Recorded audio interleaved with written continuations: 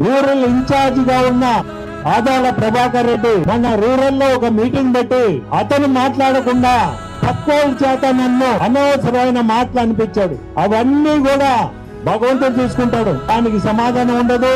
దానికి నేను ఒక్క మాట కూడా మాట్లాడను, ఎందుకంటే పైన భగవంతుడు ఉన్నాడు, ఆయన చూసుకుంటాడు.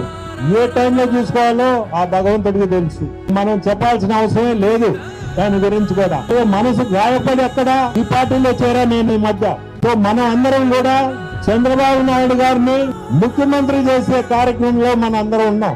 భాగంగా మీ అందరూ కూడా రేపు శ్రీధర్కి ఓటేసి శాసనసభను పంపించి మన అందరం చంద్రబాబు నాయుడు ముందు ఆ కుర్చీలో కూర్చోబెట్టాల. తర్వాత నాది నెక్స్ట్, నేను మీ ఎంపీగా పోటీ చేస్తున్నాను. నేను కూడా అదే ఉద్దేశంతో ఈ రోజు ఇక్కడికి వచ్చింది. మీ అందరూ కూడా నాకు ఓటేసి నన్ను గెలిపిస్తారని మీ అందరూ ఆశీస్సులు ఉంటాయని కూడా కోరుకుంటున్నాను.